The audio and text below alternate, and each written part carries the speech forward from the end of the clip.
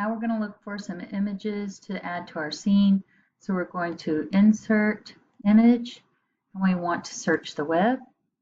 And first thing I'm going to look for is a shark with a transparent background, because you do not want to have the background showing everywhere when you upload your picture. I kind of like this face on this shark.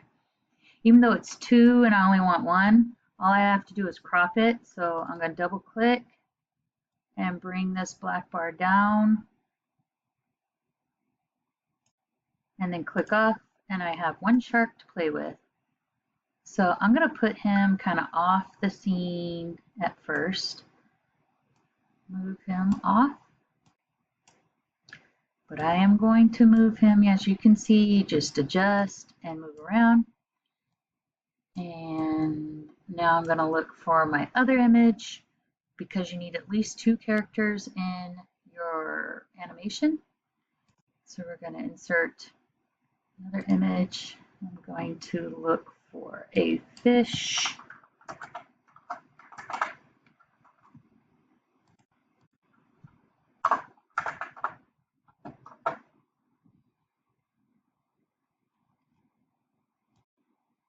Like that one. And I want my fish to be much smaller. So I'm going to pull in transform tools here.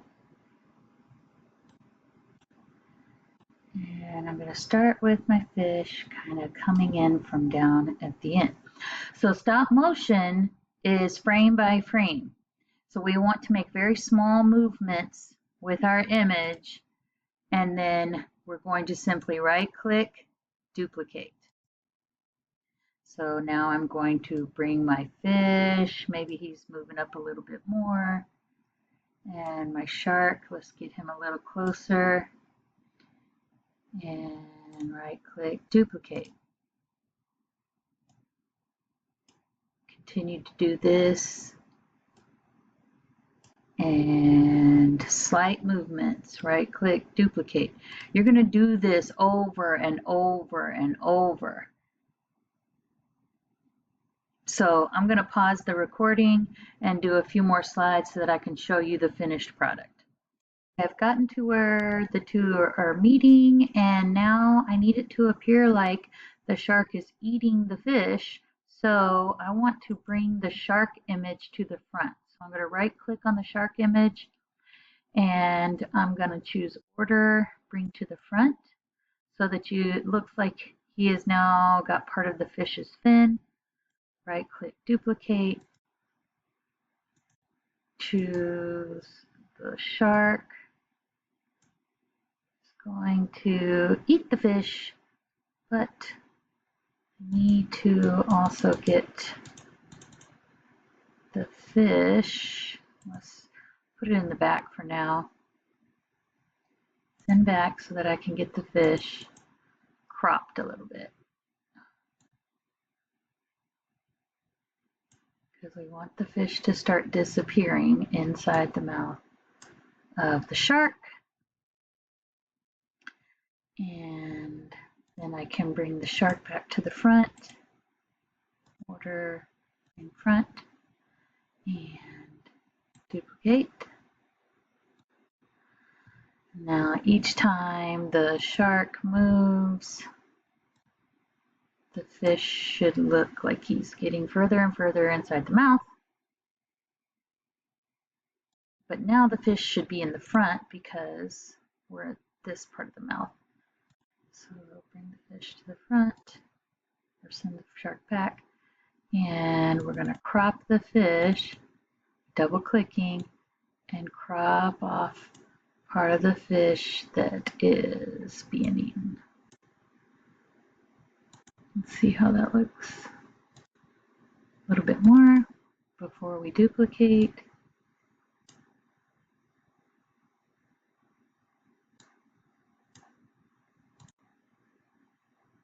Oh wait, we want the tail still.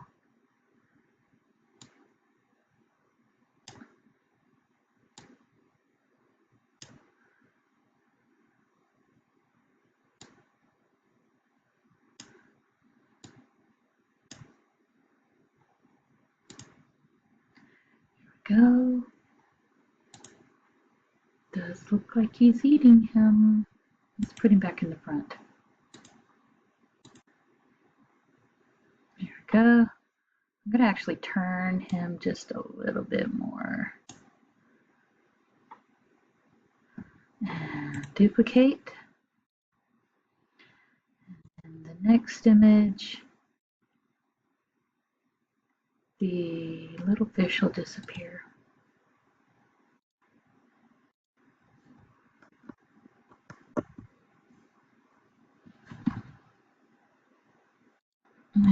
Okay.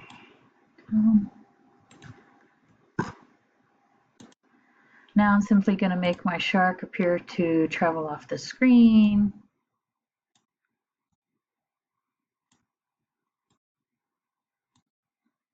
Do this over and over and over. As I'm working my way off the screen with my shark, I'm going to add in text so that it pops up one letter at a time. So let's see, text box, draw in a letter right here, and I want it to be white.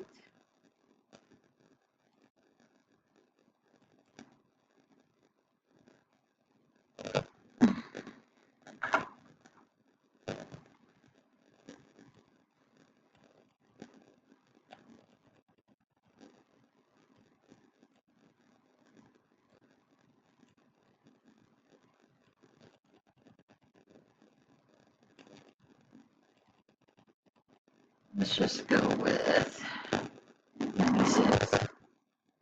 There we go. Looks good. And then it's high.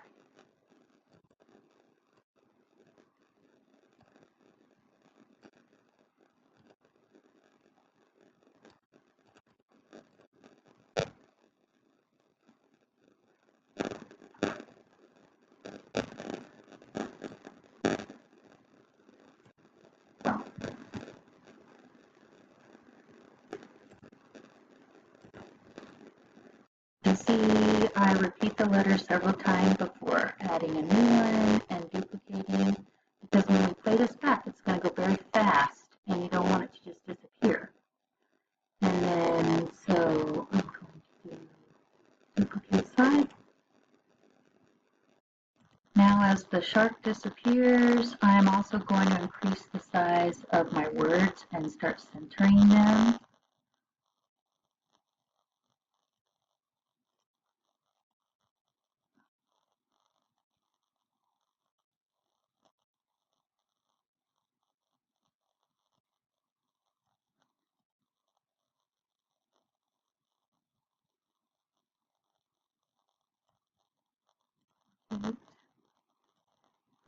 So now it's going to appear like my words are growing as the shark disappears.